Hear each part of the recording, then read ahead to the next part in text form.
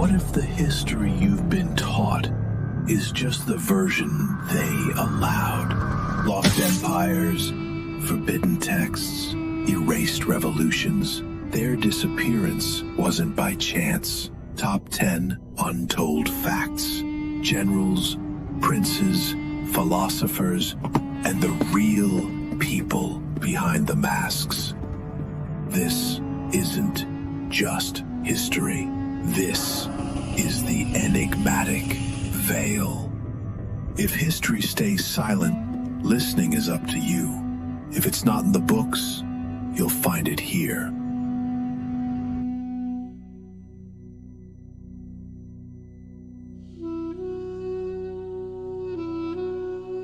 Fatih's far-sighted policy was not limited to the city alone. He wanted to shape the Ottoman Empire not merely as a military force, but as a center of political and scientific power. This new empire, governed from Istanbul, strengthened its power not only through military campaign, but also through science, diplomacy, and law. Scholars from Europe, Iran, and Central Asia gathered in Fatih's palace, engaging in discussions on mathematics, astronomy, philosophy, and architecture. He translated ancient Greek works and combined them with the ideas of Islamic scholars, striving to push the boundaries of knowledge. During this period, Istanbul became a center of science and art not just for the Ottomans, but for the entire world. Fatih Sultan Mehmed also placed great importance on the idea of justice. He regarded laws not merely as royal decrees, but as the moral foundation of the empire. The legal code known as the Kanunami al-Osman was formed during this period and remained the cornerstone of the Ottoman administrative system for centuries. His goal was clear. The empire must thrive not only by the sword, but through justice and knowledge. This policy allowed Ottoman territories to expand one by one, from the Balkans to the depths of Anatolia, from the Black Sea to the Mediterranean. The Ottoman flag waved proudly. Fatih's campaigns were not only for territorial gains. He sought to create a balance of power between Europe and Asia. But behind these great campaigns lay a deeper purpose: to unite Islamic and Western civilizations under a single capital. In the streets of Istanbul, the call to prayer echoed alongside church bells. In the markets, Turkish, Greek, Arab, Persian, and Italian languages intertwined. This city had become not just the heart of the Ottoman Empire, but the heart of the world. Even after Fatih Sultan Mehmed's death, this idea of unity and cultural harmony continued to live in the spirit of the empire. Upon the foundation he laid, rulers such as the second Bayezid, Yavuz Sultan Selim, and Suleiman the Magnificent rose. The path opened by Fatih kept the Ottoman state a global power for centuries. Thus, the conquest that began in 1453 changed not just a city, but the fate of an entire world. Fatih Sultan Mehmed remained in history not only as a commander who breached walls, but as a leader who united civilizations. Istanbul, as a living witness to this legacy, continued to beat as the heart of an empire connecting continents for centuries. When the news of Fatih Sultan Mehmed's death spread throughout the Ottoman palace, a strange silence fell across the empire. The great conqueror was no longer alive. Yet the fate of the vast state he had built now rested in the hands of a young prince. This young man's name was Bayezid, later remembered in history by the title Veli. When the second Bayezid ascended the throne, the Ottoman crown had to be protected not only by the sword, but also with intelligence and patience. His brother, Cem Sultan, rebelled for power, and tensions spread across the state from the Balkans to Egypt. But Bayezid managed the storm with calm and wisdom. He drew his sword against his brother, but never against his people. His goal was not to destroy the state, but to preserve internal stability. And he succeeded. He was the son of the conqueror, yet he was the Sultan of peace. From the very first years of his reign, Bayezid did not simply protect his father's legacy. He rebuilt it on the foundations of stability and knowledge. Istanbul, born under the sound of Fatih's war sword, became during Bayezid's era a city of pens, thought, and learning. Projects that would transform the city's face were carried out one after another. The foundation of the new mosque was laid, but its purpose was not merely to create a place of worship. Bayezid wanted this mosque and its surrounding complex, madrasas, soup kitchens, libraries, and markets to become a center of culture. He believed that the strength of the empire came not only from the army, but from the breadth of scholars, poets, and artisans. Istanbul's waterways were restored, bridges rebuilt, and granaries established. Everything was carefully planned. At night, Bayezid would step onto the balcony of Topkapi Palace and look over the city, watching the lights on the distant minarets. He knew that the best way to preserve the city conquered by Fatih was to sustain it through knowledge and justice. During his reign, 12 languages could be heard in the city's markets. Venetian merchants brought spices, Greek craftsmen carved marble, and Persian scholars taught madrasas. The city was no longer just a capital. It had become an international center. Bayezid also had a deep love for the arts. Under his patronage, miniature painting, paper arts, calligraphy, and music flourished. Every new artwork, every new book became a testament to Ottoman intellect. He did not embark on military campaigns, yet he preserved the spirit of the state. The navy was strengthened and trade routes in the Black Sea and Aegean were secured.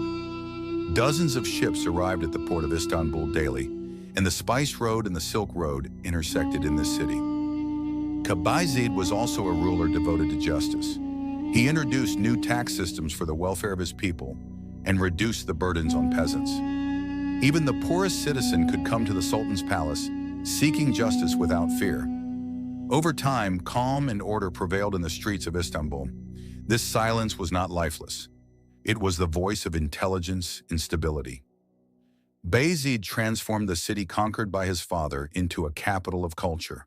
He wrote history not with the sword, but with the pen. In the quiet corner of his palace, while praying, he once said, "My father conquered the city, and I have kept it alive." During the reign of Sultan Bayezid II, the Ottoman Empire experienced a rare period of peace and stability, a time of breath and balance. Yet as the years passed, the winds began to change.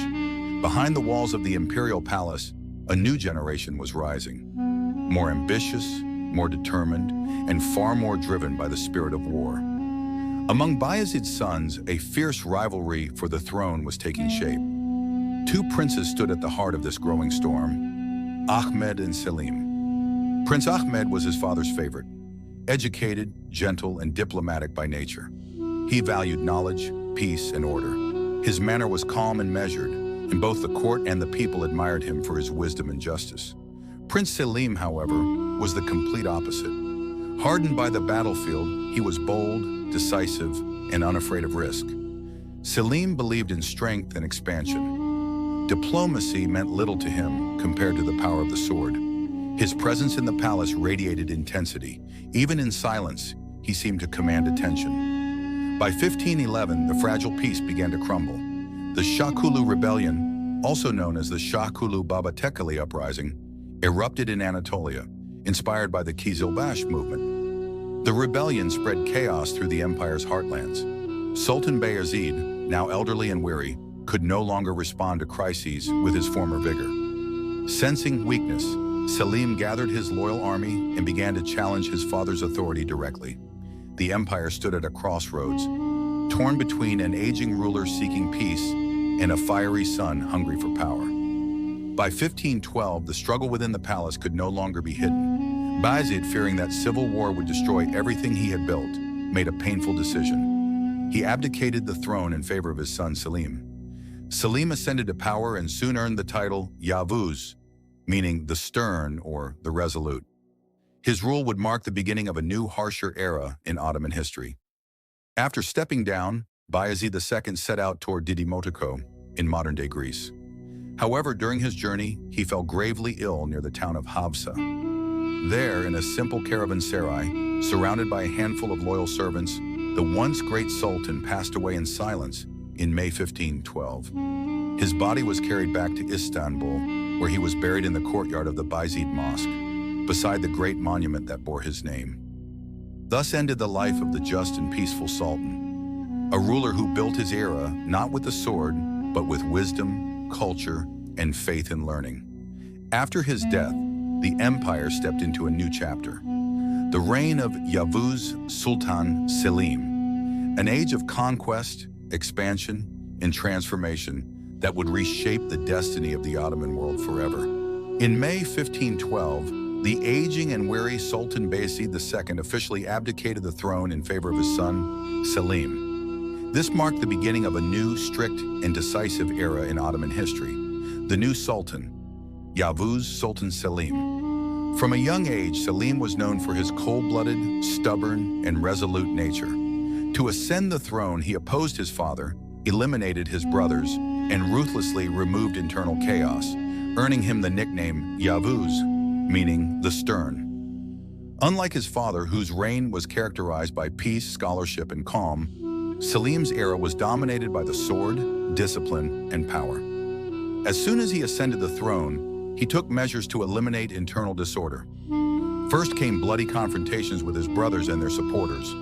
Through these strict actions, he strengthened central authority and saved the empire from fragmentation. However, Selim's ambitions went beyond internal stability. He focused on the empire's eastern borders, where a rising new power, the Safavid state, posed both political and religious threats to the Ottoman Empire.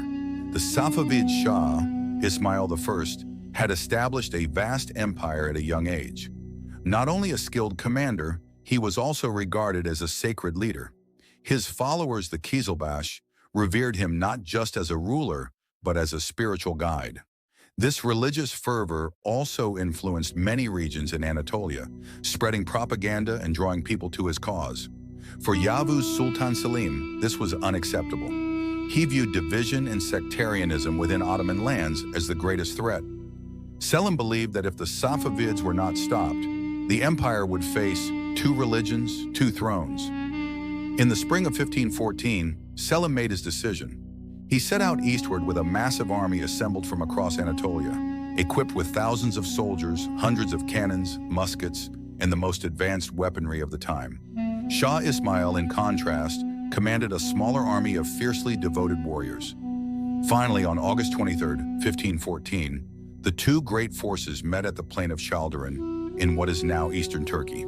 The battle began early in the morning. The Qizilbash tried to break the Ottoman lines with cavalry charges, but Selim's army deployed artillery and firearms on a large scale for the first time, changing the course of the battle.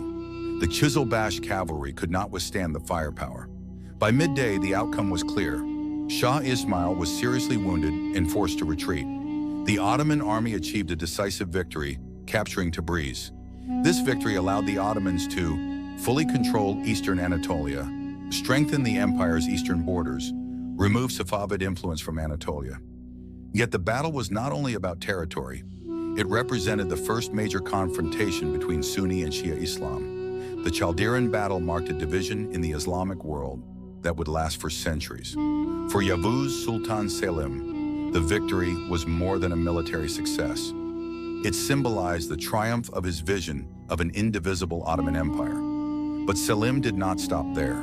After Chaldiran, his ambition grew further. He sought to establish Ottoman leadership not just over an empire, but over the entire Islamic world. The main obstacle was the Mamluk Sultanate, which ruled Egypt, Syria, and the Hejaz, including the sacred cities of Mecca and Medina. However, the Mamluks were weakened by internal conflicts, economic crisis, and outdated military systems. Recognizing the opportunity, Selim marched his army from Anatolia into Syria in the summer of 1516. The first major confrontation was the Battle of Marj Dabig, where Ottoman artillery and firearms destroyed the Mamluk cavalry, resulting in the capture of Aleppo and Damascus. Selim pressed on to Egypt. In early 1517, his army reached the plain of Ridania near Cairo. The fierce battle ended with the defeat of Sultan Tumen Bey and the fall of Cairo, marking the collapse of the Mamluk Sultanate after more than 250 years. With this victory, Selim brought Egypt and the Islamic Holy Lands, Mecca and Medina, under Ottoman rule. The Emir of Mecca presented him with sacred relics, including the Prophet Muhammad's banner, sword, letters, and holy caskets. This event marked a turning point in Islamic history. The Caliphate, the spiritual and political leadership of all Muslims, officially passed to the Ottoman Sultan. Thus, Yavuz Sultan Selim became not only the ruler of the Ottoman Empire, but also the leader of the Islamic world. His campaigns extended Ottoman influence across 3 continents: Europe, Asia, and Africa. The Sultan was now not just a monarch, but also the Caliph, protector of all Muslims. Although Yavuz's reign lasted only 8 years, these years reshaped the empire entirely. He transformed the Ottomans from a regional power into a global empire, expanded its borders across 3 continents, and laid a strong foundation for future generations. In addition to land campaigns, in 1517, a turning point occurred in Ottoman history. Yavuz Sultan Selim ascended the throne as a strict and determined sultan. Although still young, he had a grand goal: to strengthen the Ottoman Empire and secure its leadership position in the Islamic world. Embarking on the Egyptian campaign, Selim defeated the Mamluks and incorporated Cairo into Ottoman territories. This action was not only an expansion of land, but also meant that the caliphate of the Muslim world passed to the Ottoman sultans. The Ottoman Empire was no longer just a political power, it had also become a religious authority. After Yavuz Sultan Selim, Suleiman the Magnificent ascended the throne. Suleiman the Magnificent, 1520, Istanbul.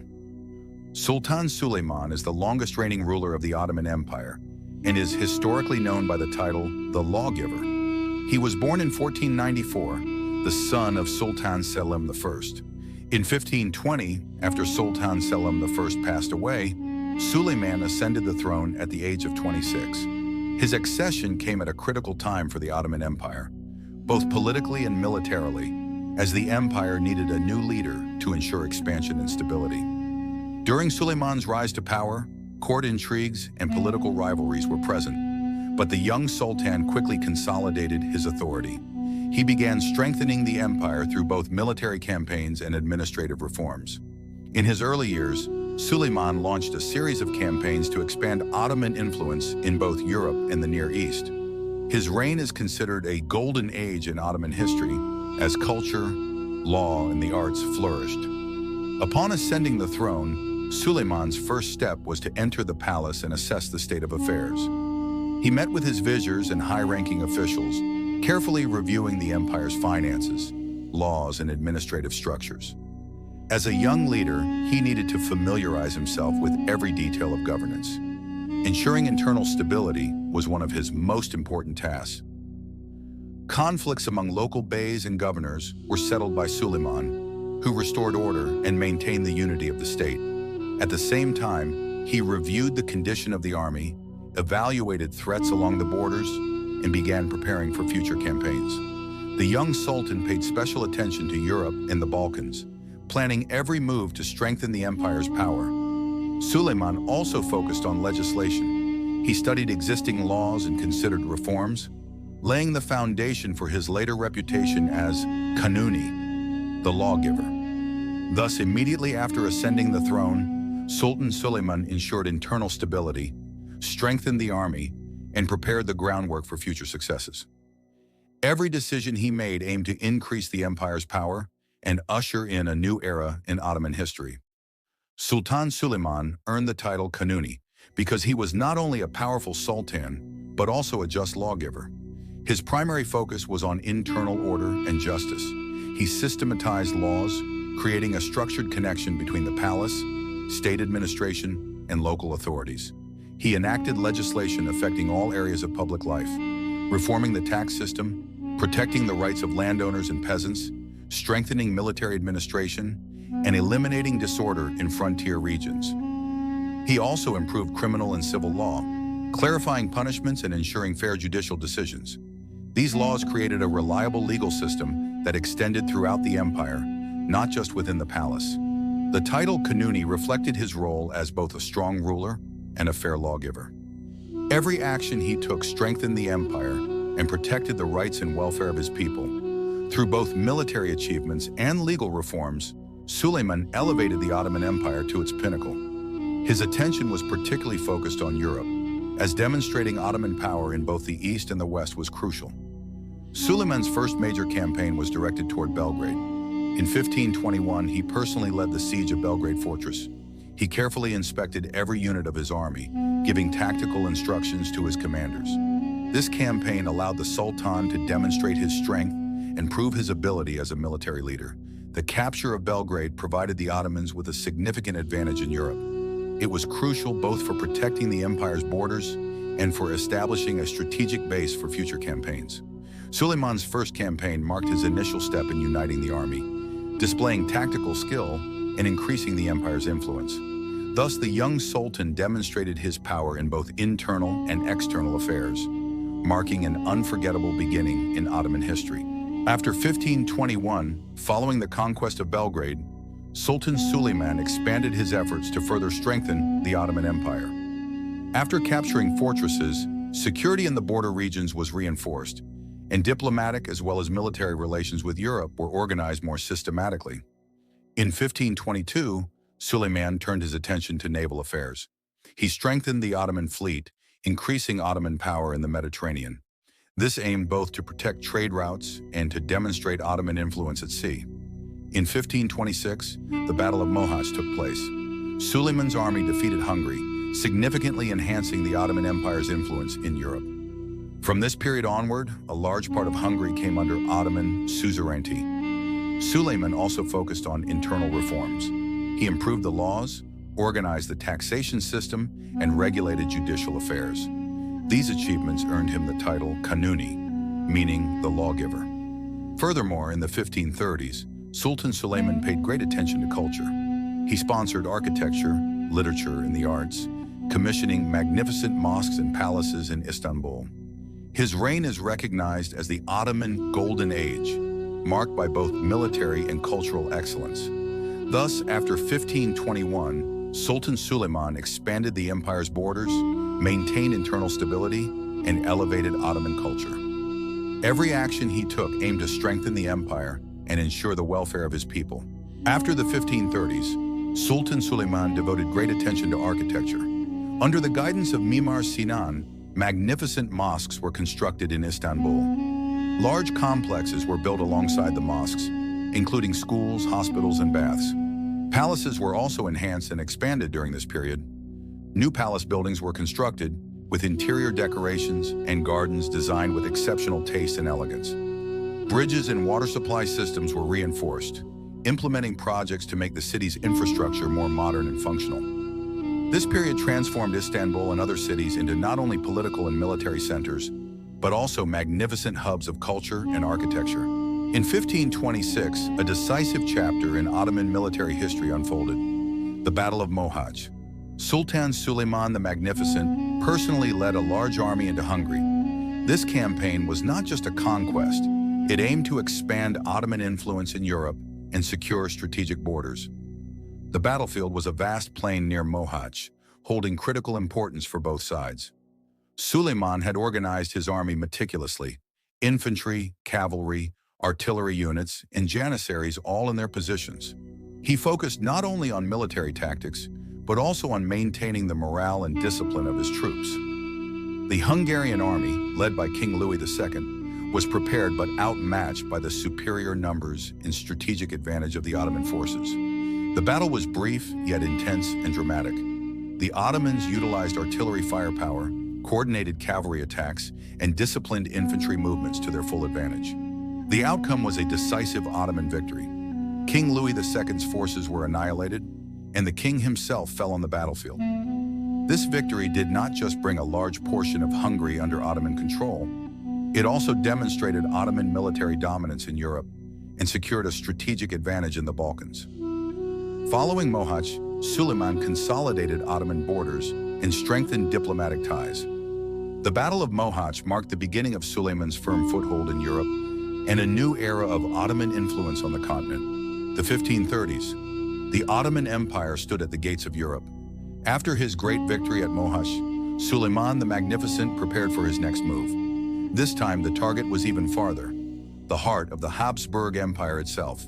In the spring of 1532, a colossal Ottoman army marched out of Istanbul. Golden armored cavalry led the way, rows of disciplined janissaries followed, hundreds of cannons and thousands of wagons thundered behind them. The earth seemed to tremble under their march. Suleiman wanted Europe to understand one thing: who truly ruled the world. The army crossed the Balkan mountains, swept through the plains of Hungary. Cities surrendered one by one. In Europe, Suleiman's name spread like a storm. People called him the Black Thunder, a ruler whose shadow reached their borders. By July, the Ottoman army reached the small fortress of Guns in Austria. The defenders numbered only a few hundred, yet they resisted fiercely. Suleiman unleashed his cannons. Thunder roared day and night, and the earth shook with each blast. But this was more than a siege. It was a message to Europe. We are here. Our advance is only a matter of time. Across Europe, panic spread. The gates of Vienna were sealed shut, and Emperor Charles and his brother Ferdinand sent secret letters pleading for peace. Suleiman agreed, for his purpose was achieved. The power of the Ottomans was now carved deep into Europe's heart. As he returned to Istanbul, crowds lined the roads to greet him. They called him the Sultan of the world. For this campaign wasn't just a war. It was an empire's challenge to all of Europe. Suleiman proved that the Ottomans ruled not only by conquest, but by fear and respect. In 1522, Sultan Suleiman set out on the Rhodes campaign to strengthen Ottoman control over the Mediterranean. In Istanbul, the fleet was assembled, every ship and cannon meticulously prepared, and commanders carefully selected. The ships sailed across the Mediterranean, battling waves and wind, but the experienced Ottoman captains guided them skillfully. Suleiman positioned his army along the shores, approaching the formidable walls of Rhodes. The fortress was strong, and the knights were ready for defense. Ottoman cannons bombarded the walls while infantry advanced. The knights tried to hold their ground. After several weeks of siege, the fortress of Rhodes fell into Ottoman hands. This victory gave the Ottoman Empire a crucial base in the Mediterranean, secured trade routes, and set the stage for future campaigns. From the 1530s onward, Suleiman the Magnificent did not focus solely on European lands. He sought to strengthen the Ottoman naval power. The Mediterranean was full of trade routes and strategic ports. Controlling it was vital both militarily and economically. Suleiman reinforced the fleet, commissioning new ships and appointing highly skilled captains and admirals. The most famous among them was Barbaros Hayreddin Pasha, the brilliant commander who made the Ottoman hand dominant at sea. The ships gleamed under the sun, Ottoman flags fluttering proudly over the blue waves of the Mediterranean. In 1538, the Battle of Preveza took place. Under Barbarossa's command, the Ottoman fleet decisively defeated the Allied forces of Spain and Venice. This victory secured Ottoman supremacy in the Mediterranean and forced Europe to recognize Ottoman naval power. Suleiman relied not only on his land forces, he strategically used the navy as a weapon, turning every port, ship, and wave into an instrument of power. Thus, during the 1530s to 1540s, the Ottoman Empire reached the peak of both land and naval power. Thanks to Suleiman's foresight, the empire projected its strength from Europe to the east, and the Mediterranean became a sea dominated by Ottoman flags. By the late 1530s, the Ottoman Empire faced a new challenge on its eastern borders. The Safavid state, strong and ambitious, was contesting lands and influence along the frontier. Suleiman's goal was not only to defend the borders, he also wanted to demonstrate that the Ottomans were the dominant power in the east. In 1533, Suleiman began his eastern campaign. His army crossed deserts, scaled mountains, and forded rivers, advancing towards strategic Safavid cities. Every step was carefully planned, combining military tactics with diplomacy. Suleiman commanded his forces not only for battle, but also to protect civilians along the frontier. The wars lasted for years. From 1533 to 1555, Ottoman and Safavid armies clashed in several major battles. Suleiman's strategy, combining disciplined troops and artillery, halted Safavid advances. Through victories and treaties, Ottoman eastern borders were solidified, security was ensured, and trade routes remained safe. These wars also showcased Suleiman's political foresight. He did not merely win on the battlefield. With diplomatic moves and strategic negotiations, he maintained stability along the Ottoman-Safavid frontier. Thus, between 1533 and 1555, the Ottoman Empire asserted its power in the east, secured its borders, and proved itself a dominant empire both in Europe and the east. Thanks to Suleiman's foresight, the empire projected its strength from Europe to the east, and the Mediterranean became a sea dominated by Ottoman flags. In 1535, Sultan Suleiman the Magnificent launched the Tunis campaign to expand Ottoman control over the Mediterranean and secure a strategic foothold in North Africa. The Ottoman fleet was assembled in Istanbul, every ship, cannon, and supply meticulously prepared. Commanders and captains were carefully chosen for their experience, and every detail was planned. The fleet sailed into the Mediterranean, moving through waves and wind, every ship and soldier coordinated with precision. As they approached the shores of Tunis, the city walls and fortress came into view. Ottoman commanders reviewed their attack plans while infantry and cavalry lined up, ready for the cannon barrage. Cannons thundered, shaking the fortress walls. Smoke and dust rose into the sky. Infantry advanced and cavalry prepared for the assault.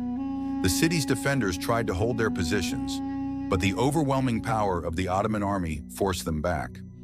After several days of siege and combat, the fortress fell, and the city of Tunis came under Ottoman control. This victory secured a strategic base, protected vital trade routes, and strengthened Ottoman dominance in the Mediterranean, paving the way for future campaigns. The campaign also showcased Ottoman military prowess. The precise coordination of infantry, cavalry, and artillery, along with the skillful management of the fleet, highlighted their tactical mastery. Thus, the Tunis campaign became not only a story of territorial expansion, but also a milestone demonstrating Ottoman political and strategic dominance in the region. In the spring of 1541, Sultan Suleiman the Magnificent led the Ottoman army toward the city of Buda. The army, departing from Istanbul, included thousands of infantry, cavalry, artillery units, and logistical support. Along the Danube River, the fleet moved steadily, with ships loaded with supplies and cannons. Sultan Suleiman personally inspected the commanders, reviewing the army's formations and tactical plans. As the army approached the city, Suleiman evaluated strategic positions, identifying where artillery and infantry would advance toward the walls. Infantry lined up against the ramparts, cavalry took positions, ready for assault, and artillery prepared to bombard the fortifications. The atmosphere was tense and dramatic. Everyone knew they stood on the threshold of a monumental battle. The siege lasted several weeks. Ottoman artillery fired relentlessly at the city walls, sending clouds of dust and smoke into the air, while infantry advanced toward the ramparts and cavalry stood ready to charge. The city's defenders resisted fiercely, but were ultimately forced to retreat before the overwhelming strength of the Ottoman forces. Finally, the walls were shattered, and the defenders gradually surrendered. Buda came entirely under Ottoman control. Here, the Ottomans secured a strategic base, strengthened their command over the Danube, and enhanced their influence in Europe. Sultan Suleiman's personal leadership and military strategy were evident throughout the conquest. The victory solidified the Ottoman Empire's position in Europe, both militarily and diplomatically. The Ottoman navy was strengthened, securing dominance over strategic ports and trade routes. Conflicts with the Safavid Empire continued along the eastern borders. A large part of Hungary came under Ottoman control, and the Habsburgs faced pressure through campaigns into their territories. Bridges, water supply systems, and the city's infrastructure were reinforced. Although Sultan Suleiman ruled the empire with great strength, his power was not limited to that alone. He also managed the harem. Sultan Suleiman's harem was one of the most secretive and powerful spaces of the Ottoman Empire. It was far more than just a place to live. It was a center of political, cultural, and diplomatic activity. The harem was not only home to the sultan's women, parents, children, tutors, physicians, and palace attendants also lived there. Everyone had a role and influence, but the most notable were the sultan's closest circle and his women. The harem was also the center of intrigue and diplomacy within the palace. Every woman, every attendant, and even the children could influence palace politics. Through their parents, by sharing diplomatic news, or by communicating with the sultan, the inhabitants of the harem could take small but important steps that affected the future of the empire. Culturally and artistically, the harem played a significant role in Ottoman history. Music, painting, literature, and poetry were taught there, and the women of the palace developed their skills in arts and sciences. During Sultan Suleiman's reign, the harem stood as a testament to the empire's cultural richness and power. Every corner of this space was filled with secrecy and influence, revealing to viewers the personal and political force behind the empire. It was not merely a room or a garden. It was the center of Ottoman power, influence, and culture. Every step, every decision was formed here, and every action shaped the future of the empire. Sultan Suleiman managed not only his personal life, but also the political and diplomatic strategies of the empire within the harem. The harem functioned as the hidden brain of the empire, serving as the center of power unseen in other parts of the palace. The harem was vast and multifunctional, and everyone living there had a specific role. Haseki Sultan, the sultan's most beloved woman and the most influential person within the harem. Her opinions could influence the sultan's political decisions. The Haseki Sultan also acted as a mediator, protecting her family and close associates within palace politics. Women, the women who attended to the sultan's daily life. They provided personal services and acted as intermediaries, conveying diplomatic messages and news to the sultan. Valide Sultan, the sultan's mother, holding great influence over the harem and palace politics. The Valide Sultan not only supervised family affairs but also offered political advice and supported the sultan in diplomatic and state decisions. Üsküdar and Koslu harem women. They were trained in music, painting, poetry, and literature. They enriched the cultural life of the palace and participated in diplomatic and cultural events, showcasing the empire's artistic and intellectual sophistication.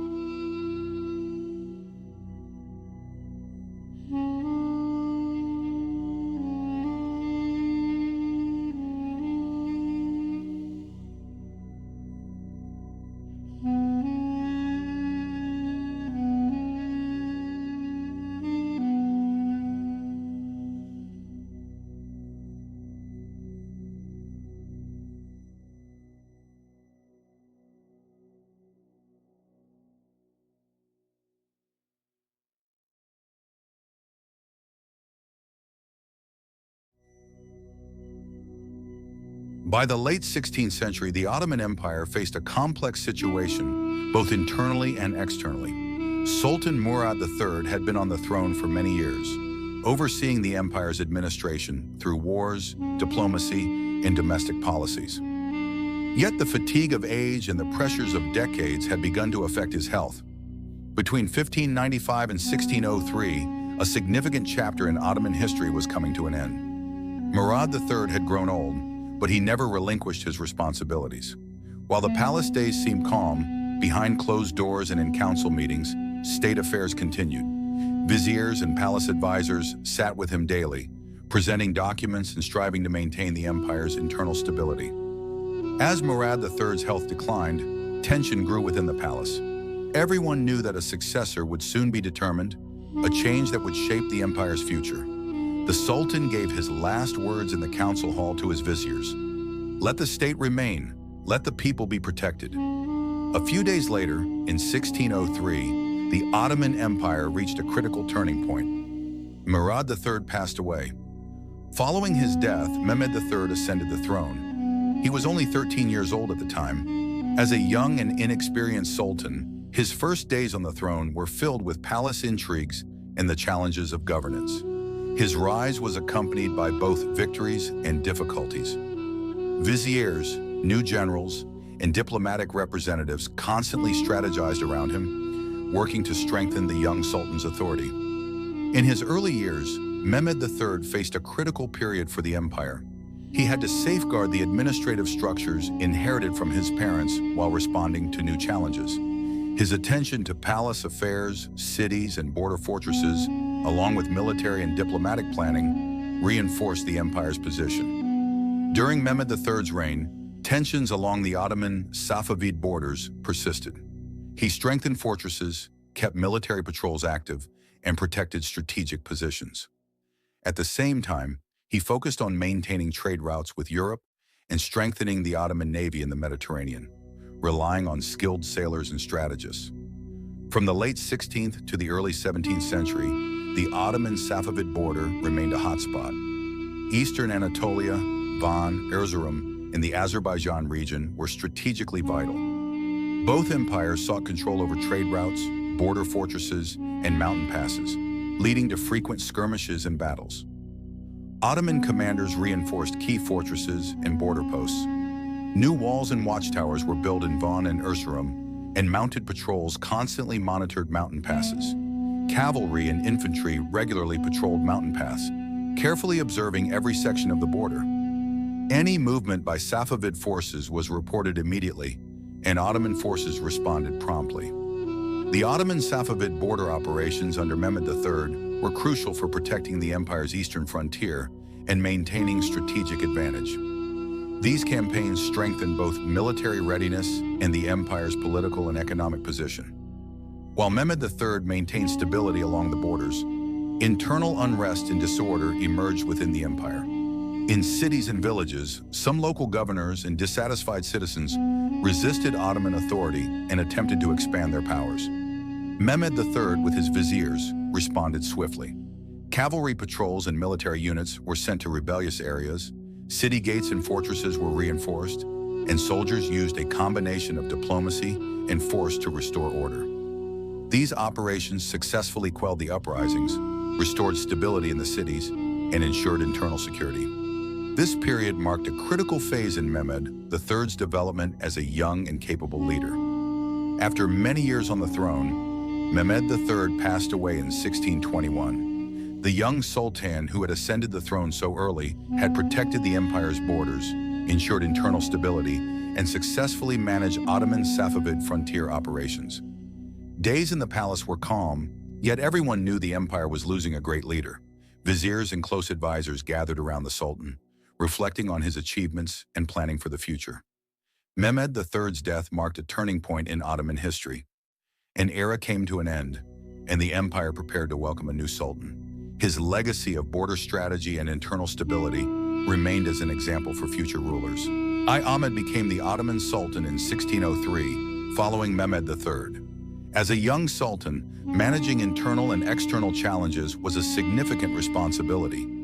During his reign, the Ottoman Empire faced internal rebellions, palace intrigues, and the power struggles of some provincial governors. The young sultan, together with his viziers and palace advisors, deployed army patrols and strengthened control over cities and fortresses to maintain stability. At the same time, he focused on administrative reforms, improving order and discipline within the palace and provincial administrations. Ahmed I paid special attention to protecting the strategic positions of the empire.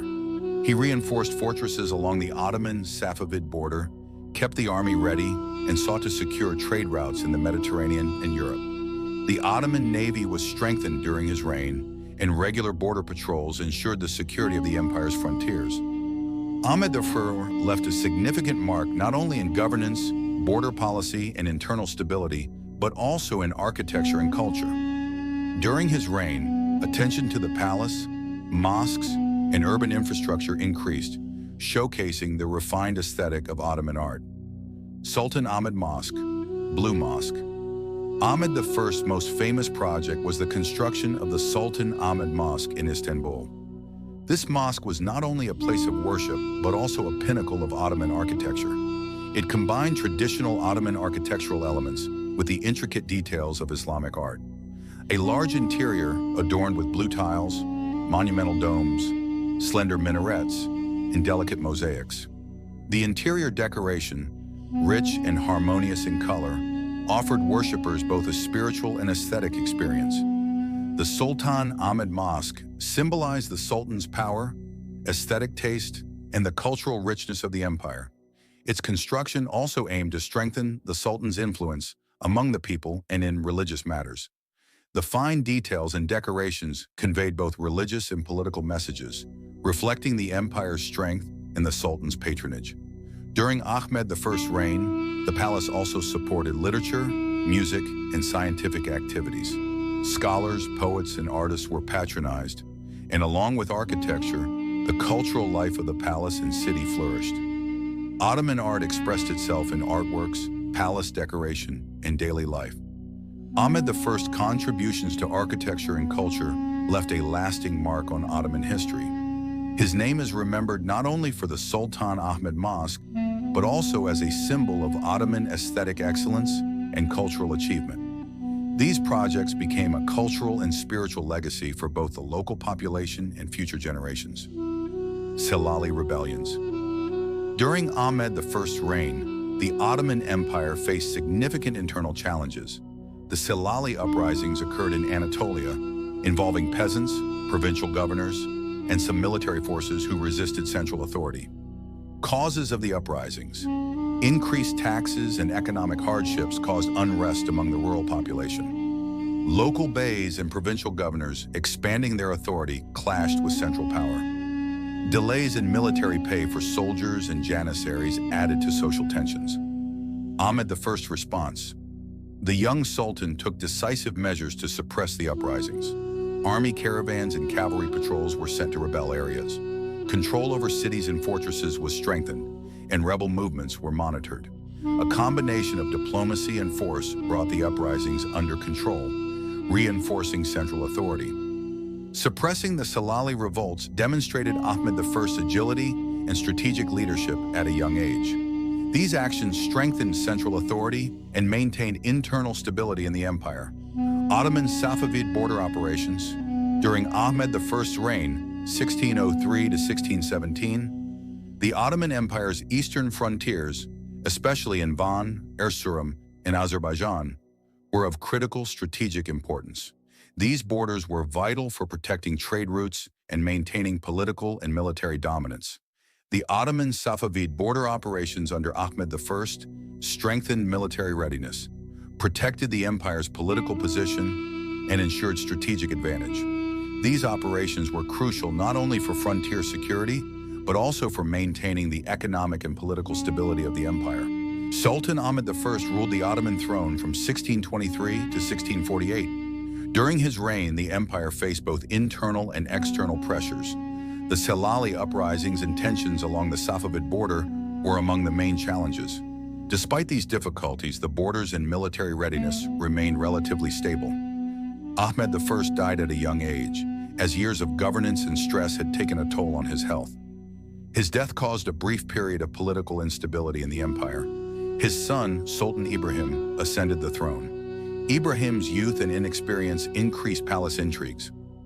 Ahmed I's policies and border operations, however, served as a foundation for future sultans. Thanks to the Treaty of Kasr-e-Shirin, the eastern borders remained stable for a long time. After Ahmed I's death, internal political tensions and several provincial uprisings became more visible. I-Mustafa, a calm and passive sultan, later ascended the throne. He was Ahmed I's brother. Mustafa took the throne in 1617. Despite his youth and inexperience, he managed to rule. However, his reign lasted only 1 year. Palace intrigues and conflicts among the nobles weakened his authority. I-Mustafa's quiet, passive, and follower-like nature meant that state affairs were largely handled by palace officials and influenced by his elders. As a result, tension increased in both the palace and the provinces, and uprisings began. I-Mustafa is historically known as Deli Mustafa or Mad Mustafa. This nickname was not due to cruelty or misbehavior, but reflected his psychological state and occasional erratic behavior. His brief reign, inability to stand firmly against palace intrigues, and sometimes indecisive nature contributed to this label. 1 year later, in 1618, Mustafa was deposed. He was succeeded by the second Osman, also known as Genç Osman or Young Osman. He ascended the throne in 1618. Young Osman was energetic, courageous, and innovative. Unlike previous passive sultans, he appeared more active in governance. Though palace intrigues persisted, Osman boldly made his own decisions. He aimed to reform and strengthen the existing regulations in the army and provinces, while being recognized among the people as a compassionate and just leader. Osman introduced new administrative methods, sometimes angering traditional nobles. He sought to reduce palace luxury and extravagance, making spending more orderly and efficient. He was also innovative in religious and social matters, planning reforms in education and justice. However, he grew dissatisfied with the Janissaries, the backbone of the Ottoman army. He believed that they had drifted from traditional discipline and were interfering in palace politics. Osman saw this as a threat to both the army and the state. He sought to restore the Janissaries' discipline, introducing new regulations and adjusting ranks and pay. He also aimed to limit their political influence in the palace and cities, strengthening the army and restoring justice. These reforms angered some nobles and ministers. The Janissaries, seeking to protect their privileges, became openly dissatisfied. Osman's innovative and strict measures seemed frightening to many. Tragically, this conflict led to his downfall. In 1622, palace intrigues and the anger of certain nobles threatened his reign. Some palace officials and nobles acted to depose him, marking the event in history as the Young Osman Rebellion. Osman remained steadfast in his principles but faced imminent danger. He was ultimately killed during the uprising, one of the most tragic and dramatic moments in Ottoman history. Despite his short reign, Osman was energetic, courageous, and innovative. He valued justice, order, and reform, leaving a lasting impression on history. His brief but impactful rule became a model for later sultans. Following Osman's death, 4th Murad ascended the throne in 1623. A descendant of 2nd Mehmed and son of Ahmed I, Murad had grown up in a strictly controlled palace environment. As a child, when he became sultan, his mother Kösem Sultan effectively managed the empire on his behalf. Murad became known for his stern and disciplined rule, earning a reputation for being both feared and respected. He demanded strict adherence to the law across the palace and provinces. Extravagance and waste were forbidden, and even the nobles were subjected to rigid discipline. He personally inspected the Janissary Corps, ensuring the army maintained perfect order and punished lawbreakers harshly. Murad's life and governance were mostly private and severe, rarely appearing among the people. Yet all his strictness served to strengthen and protect the empire. His short reign left a lasting impression of discipline and order. Murad also enforced strict moral rules. He banned alcohol and public drunkenness and closely supervised the conduct of palace officials and the military. Some found his laws harsh, but his goal was state and military strength and the maintenance, In 1623, as fourth Murad ascended to the throne, he immediately focused on securing stability along the Ottoman Empire's European borders. His attention turned especially to the Transylvania region. This area was of strategic importance, and at times local rulers rebelled against Ottoman authority. The Sultan prepared his army. The Janissaries marched in perfect formation, following every command without hesitation. Discipline was strict. No one could break the rules. Fourth Murad personally inspected the troops, ensuring that every soldier and commander was ready for the campaign. The Ottoman army advanced through Wallachia into Transylvania. Local resistance was met with decisive force. Fortresses were brought under Ottoman control, and key strategic positions were reinforced. Rebels were swiftly subdued, and any breach of discipline was punished severely. By the end of the campaign, Ottoman control over the region was restored. The people of Transylvania pledged loyalty, and the operation set an example for other provinces. This march became one of the critical moments showcasing Fourth Murad's strict discipline and the power of the Ottoman state. Fourth Murad's firm and disciplined approach strengthened the army, ensured its efficiency in future battles, and secured his legacy as a strong, formidable, and just sultan. During the reign of the Fourth Murad, public discipline was enforced at the highest level. The Sultan applied strict rules not only in the palace and army, but also in cities and villages. Drinking and intoxication were completely forbidden. Taverns, pubs, and any places producing alcohol were constantly monitored. If a tavern broke the rules, it was immediately shut down and its owner punished. People caught drinking were disciplined publicly as an example to others. Murad's strict rules were not meant merely to instill fear. Their purpose was to maintain order in society and protect the strength of the state. Even palace officials were subject to these regulations. High-ranking officials could not escape Murad's strict supervision, even if they had a tendency toward drinking. Janissaries and other soldiers were always kept disciplined. Intoxication or any breach of order was never tolerated. Although these regulations seemed harsh to some, Ivy Murad's goal was to keep the Ottoman Empire strong both internally and externally. During his reign, public order and military discipline became a unique example in Ottoman history. After 1630, Sultan Murad IV fully took control of the Ottoman state. The influence of Kusum Sultan and other court officials diminished, and the Sultan began to rule independently, a turning point in Ottoman history. He restored order and discipline throughout the empire, using strict and often harsh measures. Corruption and bribery were reduced in the palace, and state affairs were closely supervised. Murad personally checked the work of officials daily, and even the smallest mistake was punished. He became famous for his nighttime patrols in Istanbul, sometimes walking through the streets in ordinary clothes, punishing those who broke the rules. Particularly anyone involved with alcohol, tobacco, or nightlife faced severe consequences. The Sultan personally enforced laws and showed no mercy to lawbreakers. In 1635, Murad embarked on the Great Baghdad Campaign, one of his most impressive military achievements. Leading thousands of soldiers through harsh climates and long distances, he successfully brought Baghdad back under Ottoman control.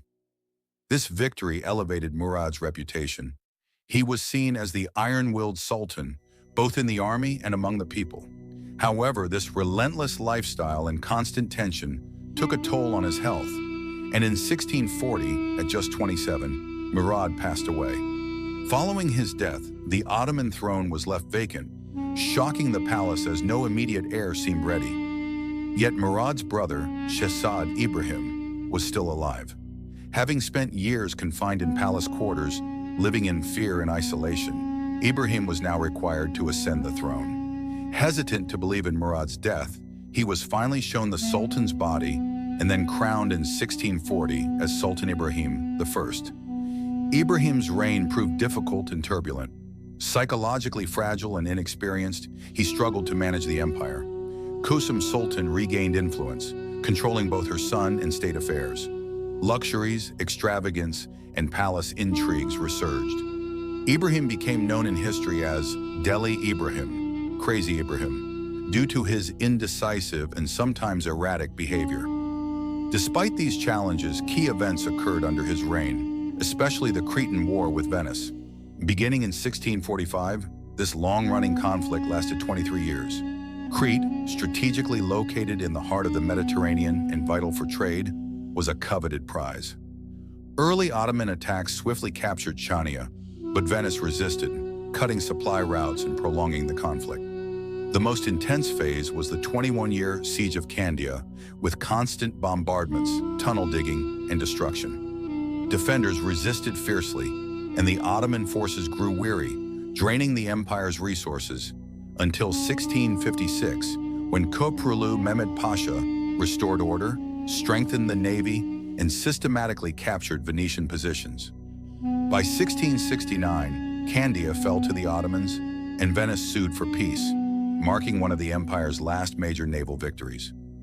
Internally, tensions grew. The treasury was depleted, public dissatisfaction rose, and Ibrahim's inconsistent decisions disrupted governance. Factions formed among palace officials and viziers. In 1648, a palace coup deposed Ibrahim, imprisoning him and opening another dramatic chapter in Ottoman history. His 7-year-old son, Mehmed IV, ascended the throne, beginning another child sultan era. State administration fell into the hands of Kösem Sultan and other influential viziers. Kösem, once again the most powerful woman in the palace, faced both new intrigues and the start of future conflicts. During Mehmed IV's early reign, two powerful forces clashed: Kösem Sultan and Turhan Sultan, Mehmed's mother.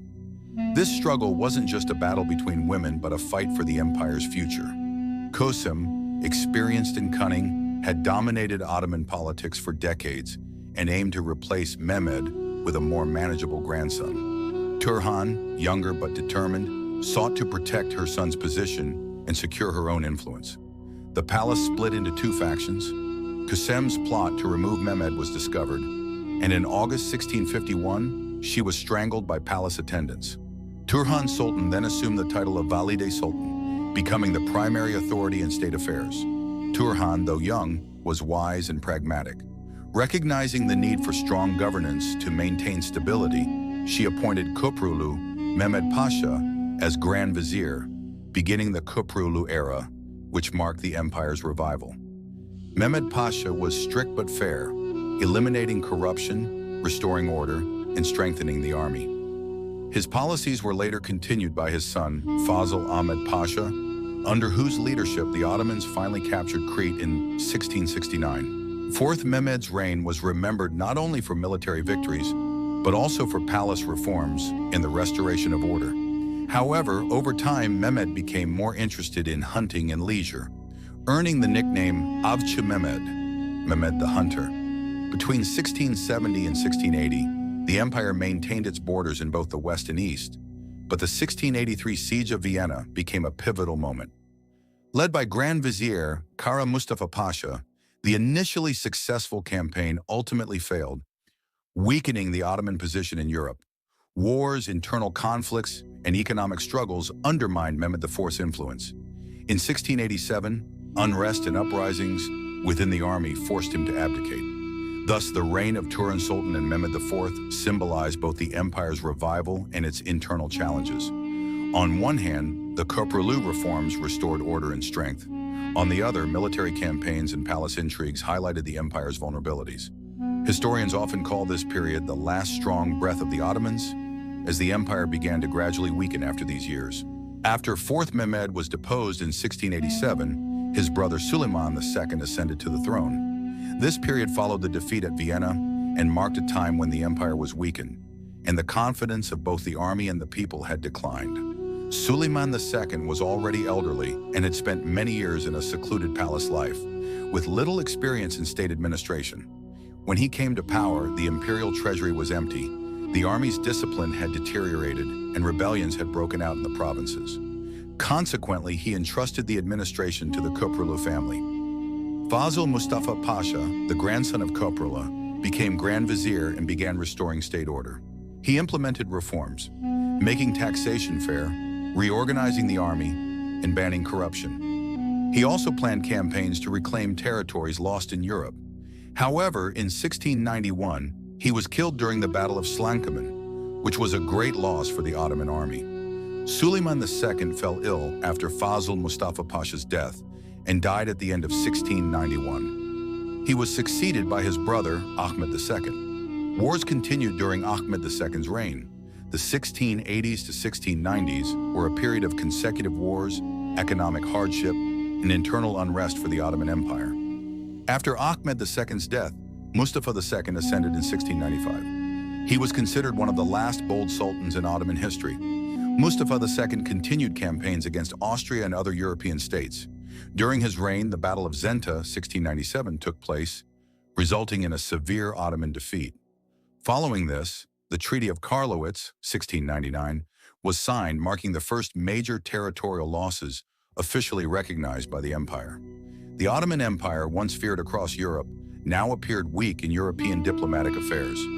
Thus, the period following 4th Mehmed, encompassing the reigns of Suleiman II, Ahmed II, and Mustafa II, is considered the beginning of the decline period in Ottoman history. Despite this, capable and dedicated statesmen still existed, although the empire's former glory was fading.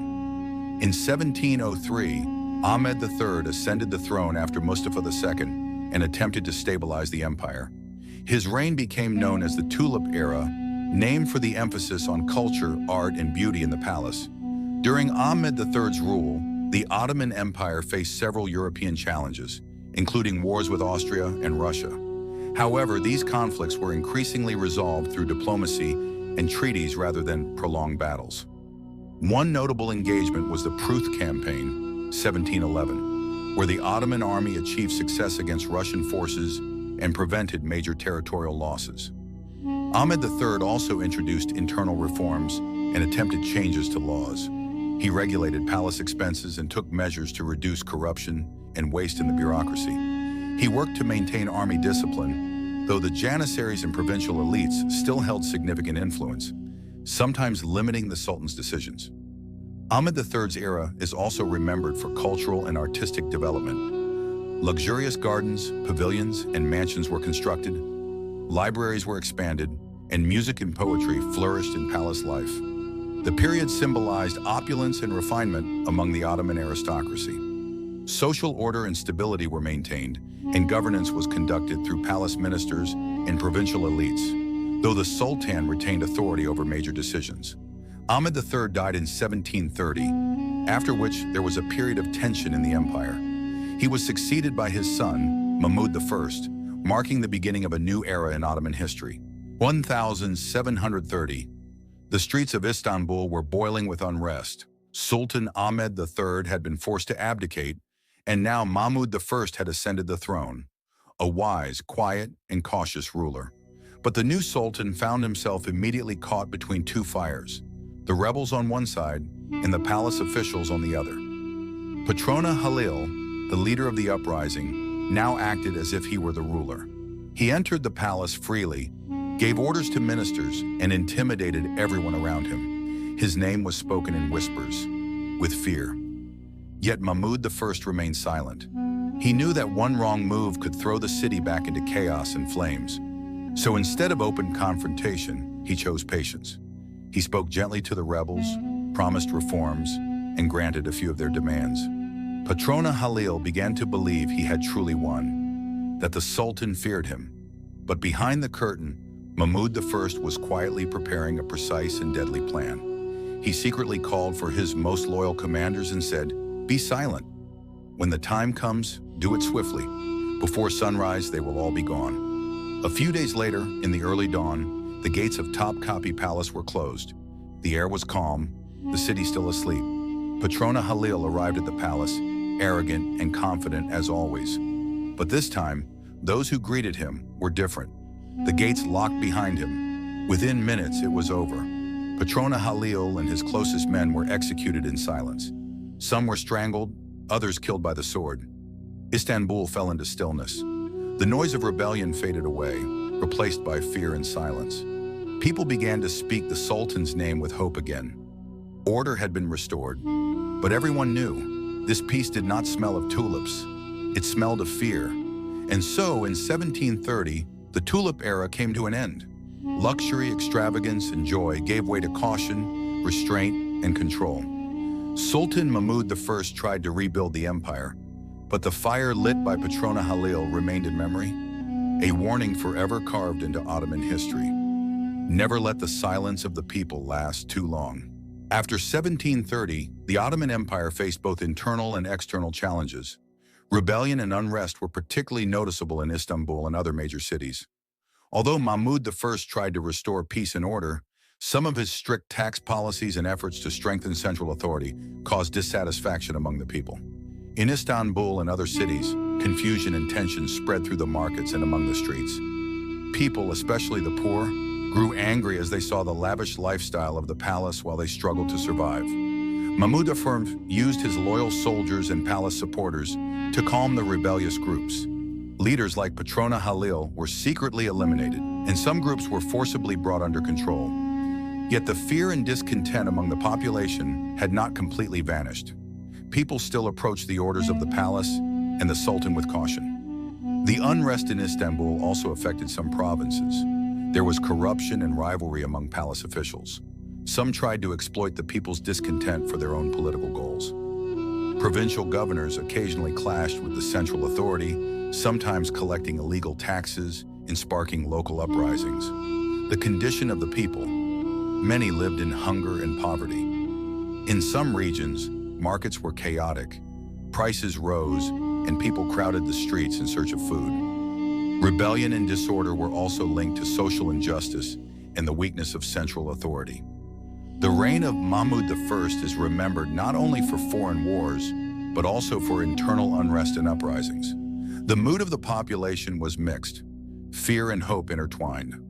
Although the Sultan and his loyal forces tried to restore order, social tension persisted for a long time. Between 1720 and 1735, the political situation in the Caspian, Caucasus, and Western Iran was in complete turmoil. The once powerful Safavid Empire had collapsed under the weight of internal division and the Afghan rebellion, leaving a dangerous power vacuum in the region. The Ottoman Empire, seeing an opportunity, swiftly advanced into Western Iran and parts of the Caucasus, taking control of several key territories. Meanwhile, a rising military genius was emerging in Iran. Nader, later known as Nader Shah. Determined to restore order and reclaim Iran's lost lands, Nader first consolidated power within his country, re-establishing the Safavid throne as a symbol of legitimacy. His ultimate goal was clear: to recover the territories lost to the Ottomans and restore Iran's former glory. Nader's strategy was brilliant and bold. He knew that if he could pressure Baghdad and Mesopotamia, the Ottomans would be forced to negotiate. However, in 1733, his campaign suffered a setback when he faced the seasoned Ottoman commander, Topel Osman Pasha. In a fierce battle, Nader's forces were defeated, a rare and painful loss for the Persian warlord. But Nader was not one to give up easily. After retreating, he reorganized his army, replenished his supplies, and reignited his soldiers' morale. Months later, Nader struck back. This time, his tactics were devastatingly effective. He defeated and killed Topel Osman Pasha, a major blow to Ottoman pride and military strength. With momentum on his side, Nader pushed deep into the Caucasus, capturing key regions such as Ganja, Armenia, and Georgia. The Battle of Yegovard became a turning point. His victory there marked the decline of Ottoman influence in the area. By 1735, Nader had reclaimed almost all of the Caucasus in western Iran. These victories also had a diplomatic impact. Russia, which still held some positions in the Caucasus, saw Nader as a valuable ally and began negotiations. The Treaty of Ganja, 1735, marked a realignment of power. Russia agreed to withdraw some of its forces, while Nader consolidated control over the region. By 1736, Nader's reputation was unmatched. He crowned himself Shah of Iran, reviving Persian authority and pride. For the Ottoman Empire, however, these events were costly.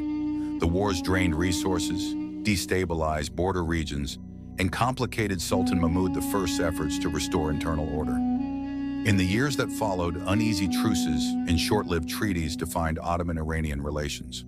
Although open conflict diminished for a time, the 1730s war had already reshaped the map of the Middle East and cemented Nader Shah's legacy as one of history's most formidable conquerors. In 1736, The Ottoman Empire suddenly found itself facing two powerful European enemies at once: Russia and Austria. For years, Russia had longed to reach the warm waters of the Black Sea, and now it saw an opportunity. Russian forces began their campaign to invade Crimea, while Austria, seeking to expand its influence in the Balkans, prepared to strike Ottoman territories from the west.